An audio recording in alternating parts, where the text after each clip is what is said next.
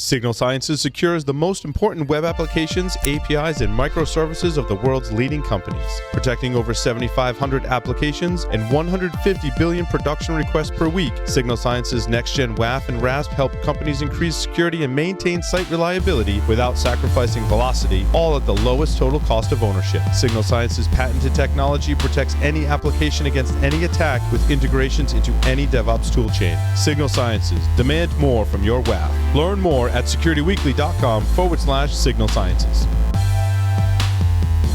With 84% of cyber attacks targeting the application layer, securing your software is more challenging than ever. Synopsys enables DevSecOps with a portfolio of industry-leading tools including Coverity, Black Duck, and Seeker to help you build secure, high-quality software faster. Synopsys is the leader in application security testing. Visit securityweekly.com/Synopsys to learn more.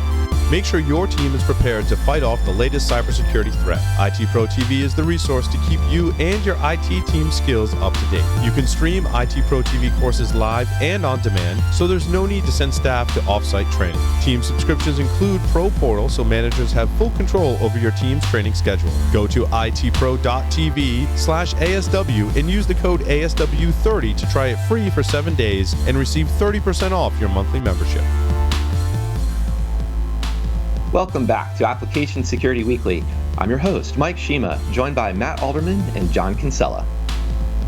Register for our upcoming webcasts and virtual trainings by visiting securityweekly.com, selecting the webcast training dropdown from the top menu bar, and clicking registration.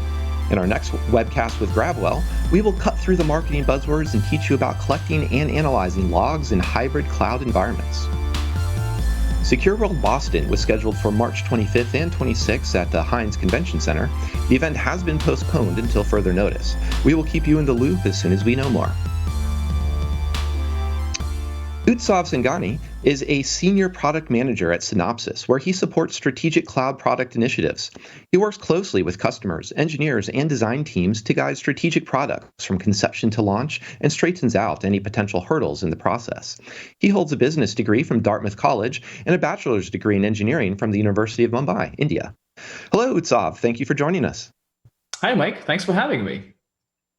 Well, we're glad you're here because the last couple of weeks on this podcast, we've been talking about software composition analysis and SAST tools or the capabilities. And in fact, I think one of the things we'd love to talk with you about is how do we actually bring, when a security team talking about having SCA or SAST, how do we make that palatable to developers in a way that developers actually want to use and benefit from these types of tools? So I think one thing that we've been observing for a while now is that a lot of organizations have this misconception that static analysis is the one-stop answer for all of their application security needs. And turns out that is obviously not the case, right?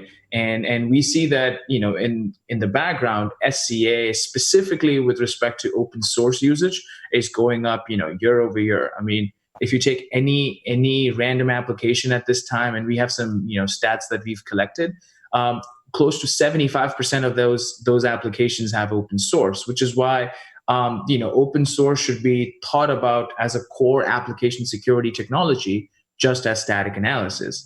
And so thinking about that and the problem statement that SCA tries to solve, we looked at how this can be made easier for the developers. So if we go back to March of 2019, when we launched the Polaris and CodeSight platform exclusively focusing on static analysis, we then saw this trend emerging where SCA and open source management is a big requirement. So we tried to sort of bring SCA onto this platform and make it easier for developers to consume static analysis and SCA to provide complete coverage for their application, and sort of be able to use it at the developer level so that security and development can work hand in hand, and making sure that SCA and static analysis are happening in time before major changes are pushed into the pipeline. Yeah, Utsav, as we've seen, this whole containerization, container adoption, pulling stuff down from Git, a lot of open source components in it. We've seen this trend. I think what's interesting is the challenge for developers when they're coding, when they're doing these pull requests, when they're bringing the stuff into their application, how do they get visibility early on in what is good and what is bad in these container images that they're pulling down? So that's a great question, and that's one of the problems that CodeSite tries to solve. So what we've tried to do with the Polaris CodeSite solution is basically try to provide that initial visibility for a developer into what open source packages they're pulling into their application, and ensure that they have the complete picture of what security violations or any vulnerabilities that may be associated with that, so that they can actually make a correct decision before a given open source package is selected and pushed into the pipeline. Yeah, because I think the way a lot of people have tackled this problem to an extent, right, is wait until I actually do my build and then do it at the build stage. But if we can back that up a little earlier in the process and give the developers insight to pull the right libraries and the right images in, it would actually save some work than waiting later in the pipeline to address some of these issues, right?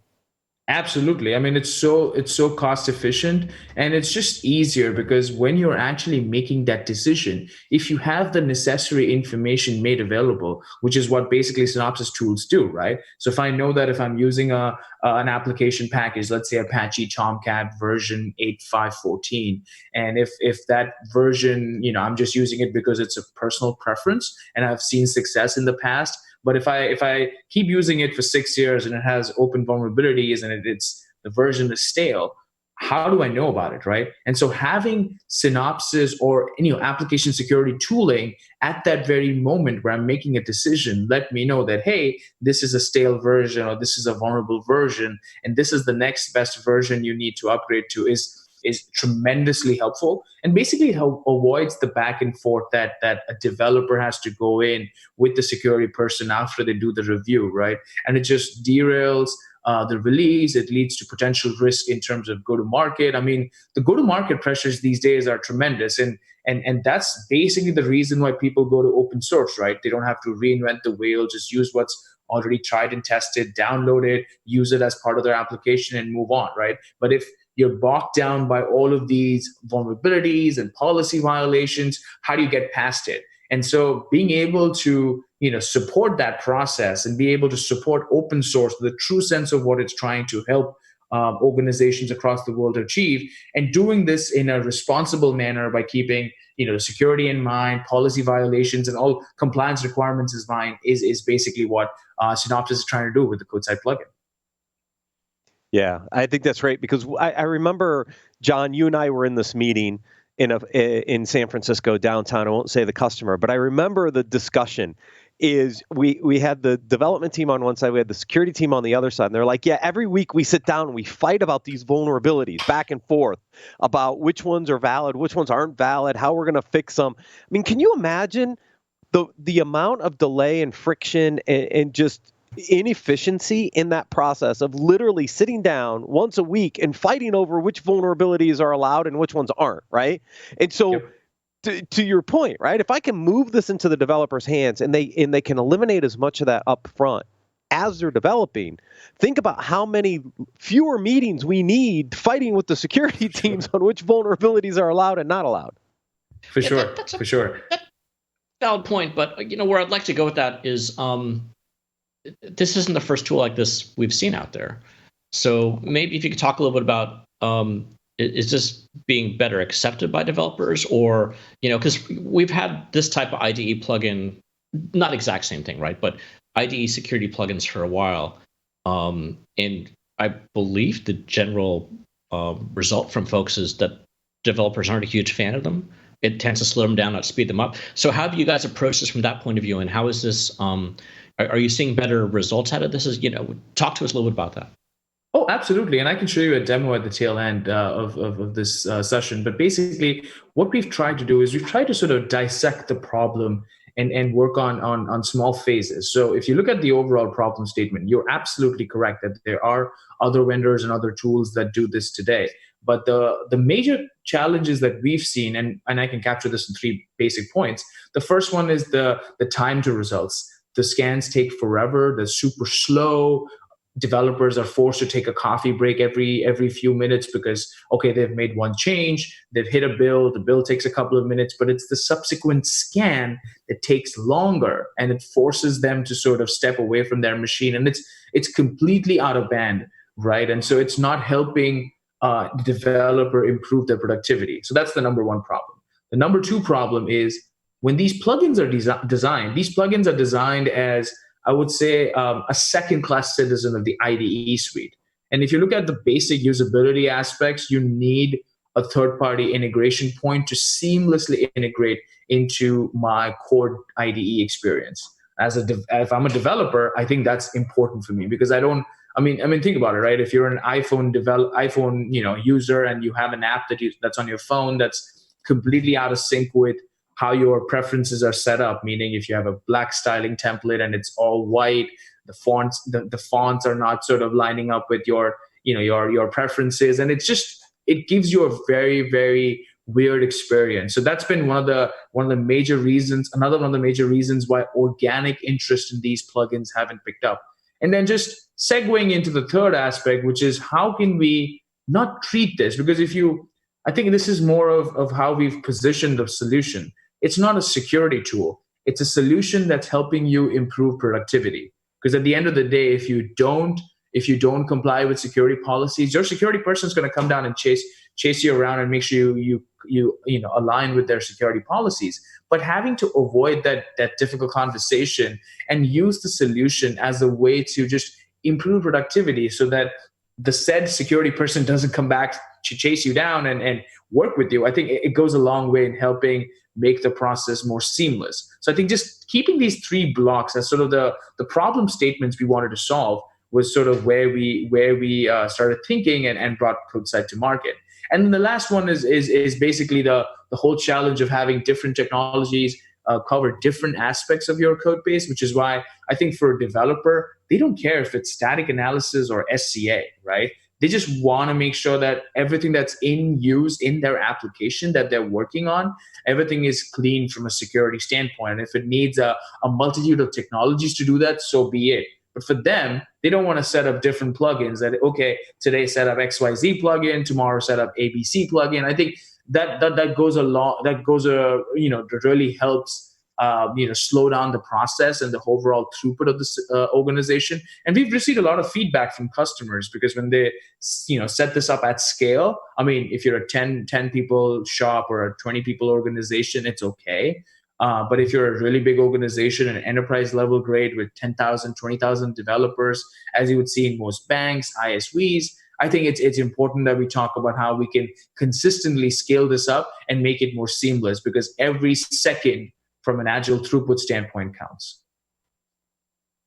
Yeah, I think that part about there's definitely a big difference between a security team pushing for, hey, developers, adopt this tool, and a development team actually coming and say, we think this tool would benefit us. So what are some of the ways, how much have you seen call it the persona of, the group that wants to actually adopt this tool? How often have you seen that come from engineering? And as sort of a follow-up, what are some of the ways, speaking to that idea of scale, that also deploying this provides some metrics around this, adoption, around the usage, that's informative more so for even a VP of engineering, perhaps, than just the CISO? That's a great question, Mike. So typically, let me start off by first addressing the problem around what feedback we've received so far from customers and prospects. Basically, when we talk about bringing it all together, the biggest challenge that they face is security comes to them and security tells development groups, okay, you got to implement X, Y, and Z tool, and it needs to be a first-class citizen as part of your process. Development wants to embrace it. But development doesn't have a clear picture of how to do it, what they need to do. Oftentimes, I've seen big companies essentially set up a separate team of an organization of 5 to 10 developers who come with understanding of the security space and who can act as sort of the security intermediaries between the core security team and the actual development organization. And doing that really kills the whole DevOps momentum that organizations are trying to move towards, because this is an out of band process. The team can come in and oftentimes put in a critical blocker saying, okay, there's a vulnerability, we can't do this, and it was not identified early on in the process, and it just messes up things. So constantly I hear customers coming up to me and telling me, hey, this is a constant problem. How do I have the right tooling and processes that I can take back to my development team so that they can organically grow and show interest? Because let's face it, if you just give something to a development team, they're not going to embrace it unless there's really value for them to take it up, right? Which comes back to my whole point about productivity. So that's sort of what we've seen, and that's what the CodeSight plugin tries to deliver, which is it tries to make this as a productivity boost for your development team. And obviously in doing so, it ensures that you comply with security. So it checks the box from a security compliance requirement.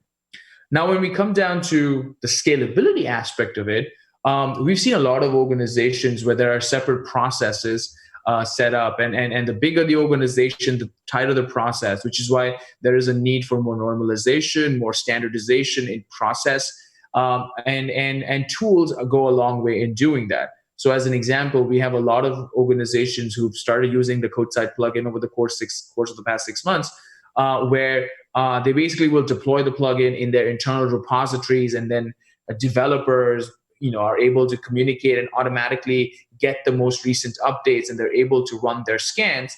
And then from a security standpoint, what we also do is we capture metrics and KPIs.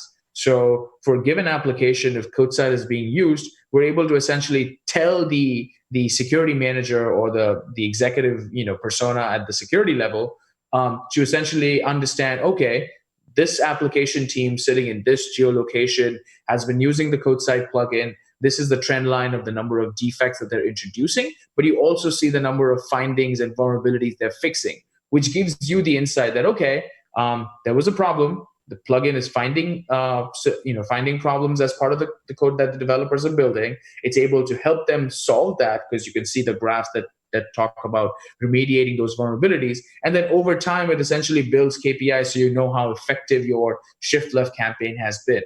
And for whatever reason, if you see an uptick in issues and findings going up and absolutely no remediation, that's a problem.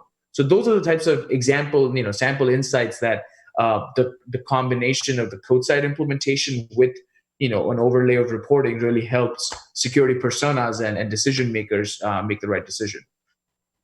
Yeah, I think for me, what stands out is real quick, John, I was going to say, just rather than focusing on kind of like raw amounts of defects and amounts being fixed, is also just that time to remediation. I think you did mention that earlier too, because that how quickly they can be addressed, I think, is much better sign of the robustness of your testing environment, the attention to detail of the developers, as well as just, are you able to fix things quickly? So I wanted to mention that, but throw over to you, John, because I think you had a comment. Our minds are fairly in sync. So if we have time, I want to get back.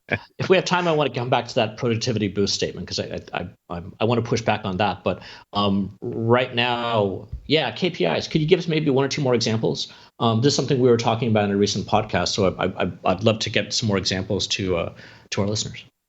Sure. A lot of our customers try to capture the metric time in triage, meaning if something was identified, for some of our compliance customers, obviously they're obligated to solve that problem, and so they need a clear workflow of how how a new vulnerability or finding needs to be set up. So typically, issues will start with new, and then it's being triaged. So it's designated for a given release or an upcoming release, or it's actually under.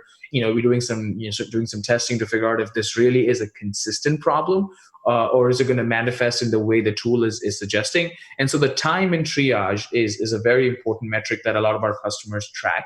So they know that, okay, if the time in triage is greater than some of their SLOs that they've set up internally, they know that, okay, maybe the security team is understaffed, and we're not able to divide attention to this particular application team. Or, for example, you have 10 people who are sort of evaluating the security processes within an organization, and you have 100 core externally distributed customer-facing application.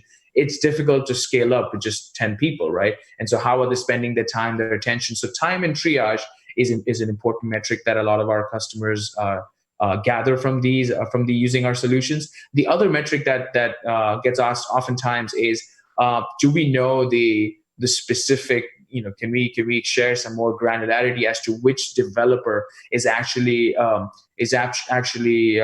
introducing more findings or issues? This is primarily from an educational standpoint. It's not a developer shamming exercise, but it's to sort of find the root cause of the problem and sort of focus on that said developer by providing education material, e-learning courses. And that's another thing that we have in our CodeSight plugin, which is if I'm a newbie developer, and this is something a lot of analysts have also verified, which is none of the computer science programs in the US actually cover cybersecurity or application security and how to actually write secure code. I mean, they teach everyone how to write code, which I think we can all learn if we have to, but how do we write it securely? Nobody knows that, right? And so basically adding that aspect of training and education is another important area that we focus on, because if I'm a newbie developer and I've joined a big corporation and I introduce a SQL injection, I don't really know exactly why that SQL injection is a problem. And so giving me contextual learning guidance when I introduce this problem helps me avoid this in the future.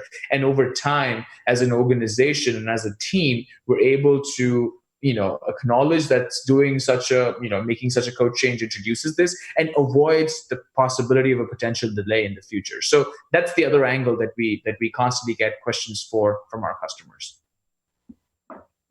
Interesting. I think maybe we could take a quick 5 minutes to walk through the demo, as you mentioned. And while you're getting that set up, I also wanted to riff off of that last part too about the training, because I think there's also some important things to approach from that perspective. That if a newbie developer can actually write a SQL injection, I'm going to push and say that the lead engineers or the people who are the code architects weren't doing a great job of making that hard to introduce, and they weren't establishing some really good patterns for new engineers, whether they're newbie out of possibly, as you I think correctly point out, a not great environment in college courses with a ongoing focus on secure coding, but even someone who is an experienced developer who's coming from a different tech stack or just coming into a new code environment. And I think the other thing is also balancing the idea of training not as a punishment, even though, as you said, it's not intended to be shaming, but more so trying to focus on how can training be relevant and in the context of what someone's actually doing. Because I'm going to guess too that front-end developers are going to be more prone to being exposed to making the cross-site scripting or the CSRF mistakes than back-end developers. So there's also important context to figure out when you're looking at metrics, how not to you have the metrics work against someone just because of the nature of what they're working on. Absolutely, yeah, that's totally true. And I think if you bubble this up at the executive level, where the decision maker is a security guy, I don't think they have that type of insight. They sort of paint everything with the same brush, and they feel like it's all consistent, when in reality it's not. So as a security vendor, Synopsys tries to provide that level of granularity so that they can make the right decision with the right data points. So can you guys see my screen? Yeah, talk us through a little bit of the demo. Absolutely. So just like any other IDE plugin, the developer is able to essentially download the plugin from the marketplace. So, they can search for CodeSight, and Synopsys CodeSight comes up. They hit install. They can, it restarts the IDE. That's the typical process. And then once you're set up, the basic configuration that the developer needs to do is basically connect their IDE plugin to their corresponding Synopsys server. So right now, we have obviously our static analysis and our SCA server that you connect to. So you're able to sort of specify the credentials and be able to make that connection. But what this is demonstrating is how easy we've made it to essentially start using application security. So all of the requirements from a security tooling standpoint, what rules need to be run, how these scans need to happen, everything is centrally administered. And the IDE plugin is just pulling the information as mandated by the security teams when they set it up and running scans so that developers basically don't have to do anything. We're trying to cut their overhead, right? And so you make this connection, you get set up, and then basically you work through your application. You start opening up files. So I have a bunch of files open here. This is a Spring Framework application built on Java, obviously. And what I've basically done is I've opened up a few files that are of interest to me, and the solution automatically scans in the background and gives you results. Now, this happens both for the static use case as well as for the SCA open source use case. So if you can see my screen here, I have a combination of issues that were found from static scans. So like if you see this cross-site request forgery issue, and then I also have open source defects that you can see side by side. So from a development standpoint, this is not just the only IDE plugin I'll have, right? I'll have other plugins that I'm using for my core development processes. And so just having one tool sort of handle all of AppSec that's needed by my organization really helps improve that productivity I talked about initially. And so in this example for the open source SCA capabilities, I'm able to see that I'm using Apache Tomcat and I'm using version 9.0.12. And this has actually 8 live vulnerabilities. And so now the next course of action for me is to sort of understand what these are. So most of them are high and medium. So BDSA is basically our proprietary security advisory. So we give you additional security information before it's even published on the National Vulnerability Database, because there's a 6 to 8 week delay when an exploit is actually found in the time it takes to get it published for verification reasons and trying to make sure that we disclose it responsibly. And so BDSA is something that we give our customers as an early heads up warning that, hey, this problem is manifesting in your application, and we're essentially able to give them the root cause of that problem, and then even give them remediation guidance. So now as a developer, I know that I can get rid of this problem if I upgrade to 9.0.13 with the Atlassian hosted patch that's available, or I can look at the most recent one as well, if my company allows me to, that also has no known vulnerability. So I have both these options available, and I can actually make the modification and I can move forward. If I can stick my nose in there for 1 second, you said something Sure. that I just want to make sure both I and our listeners have an understanding what you said. You said a 6 to 8 week lag on vulnerability disclosures. Mm-hmm. Are you talking about from the moment? Just clarify what you're saying there, because that sounds sort of strange. Are you talking about in Black Duck, or when a vulnerability is found in the wild, or?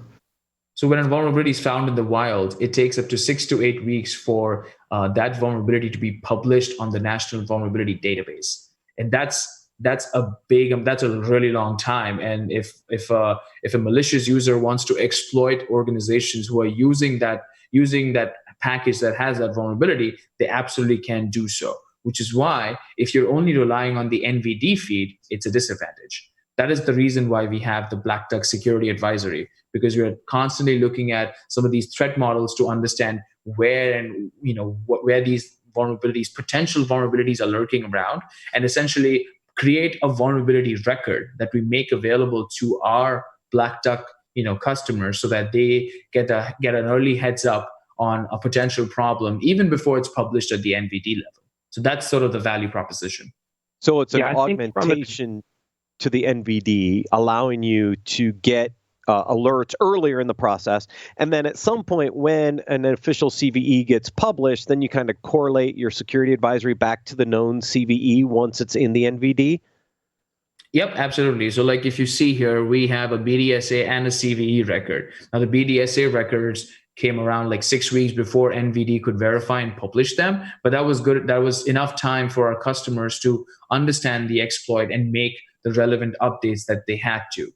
And then obviously once the CVE record is agreed upon by MITRE and it's published, we essentially correlate the results and give you external references that, hey, this BDSA also aligns with this NVD record.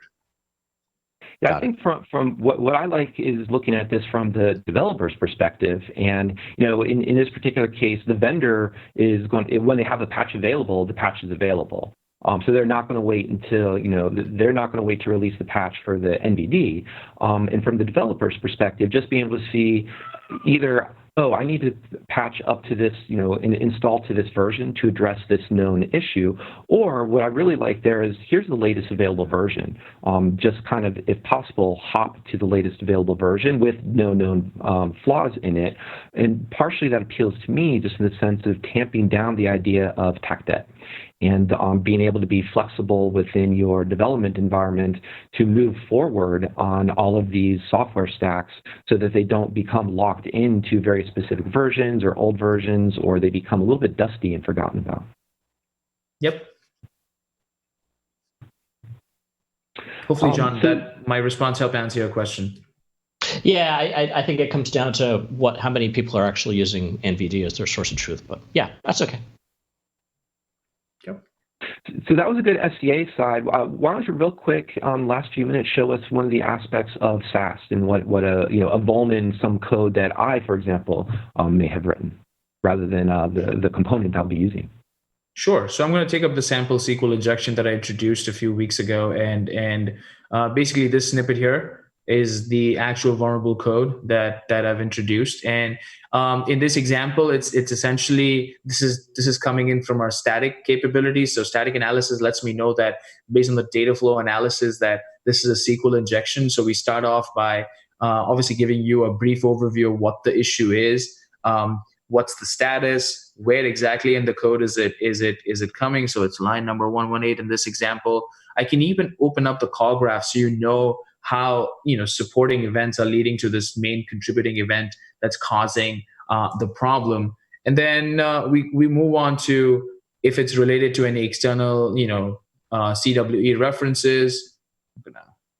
How can I resolve this? And this is where I talk about some of the e-learning coursework where we can actually point you to our LMS system that basically customers can use as a way to embed training within your security tooling process.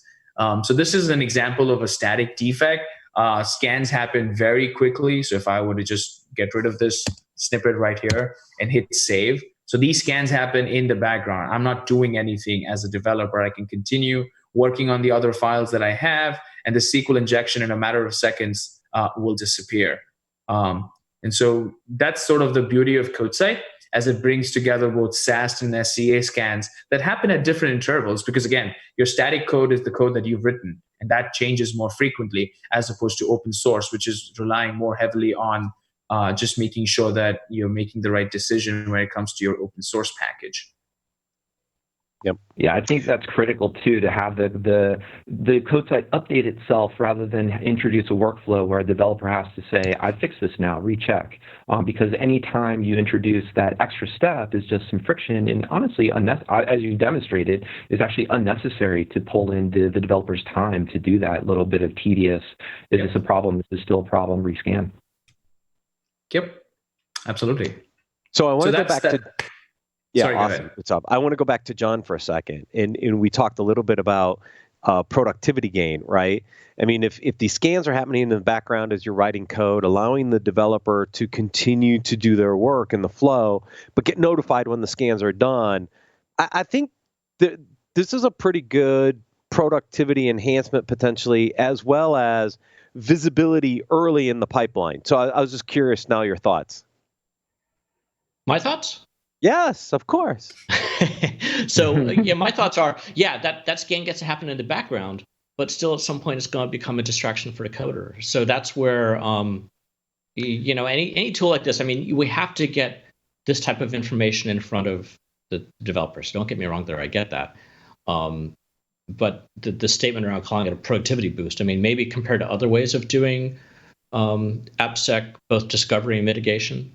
But yeah, it'd be interesting to see like a white paper or maybe talk to some developers and like, is that, and it almost a UX question, right? Is that process smooth enough that the guys are able to, as they're coding, make that context switch over to figure out what that issue is, mitigate it, hopefully get some decent I'll say suggestions around it, and then be able to go back and keep coding, because that's really the mother lode of what these guys are looking for.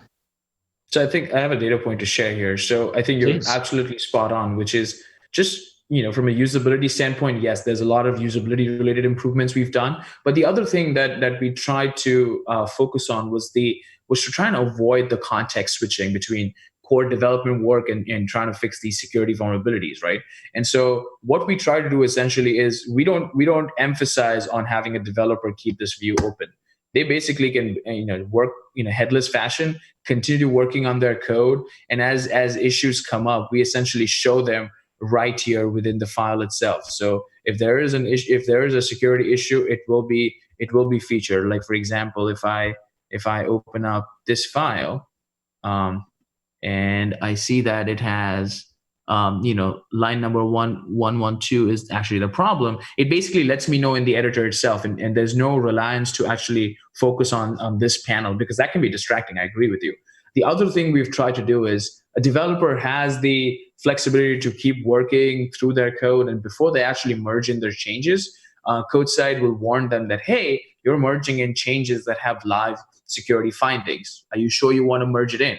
And so that is basically what we're trying to do, and not try to sort of pull down the developers' core, sort of bring down their core, slow down their core responsibilities, or increase overhead. That's sort of how that's why we sort of term it as a productivity boost. Hopefully that helped.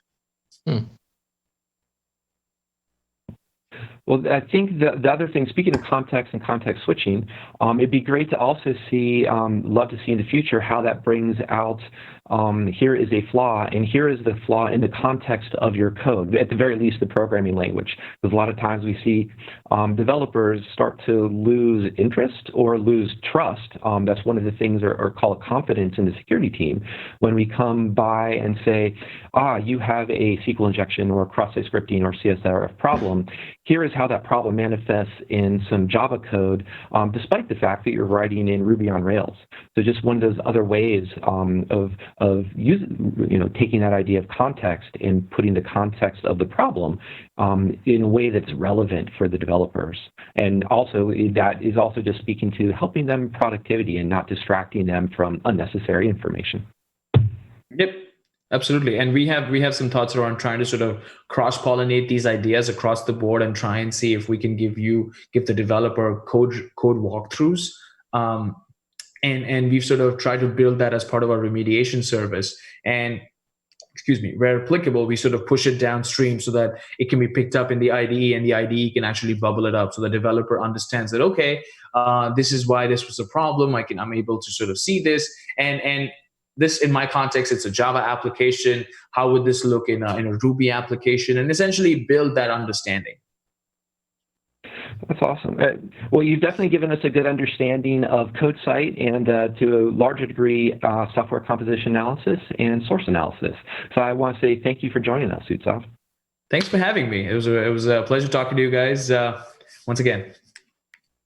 Thank you. I also want to thank Matt and John for joining us, and I want to thank all of you for listening once again on episode 101. We'll hope to see you next week when we join again for Application Security Weekly.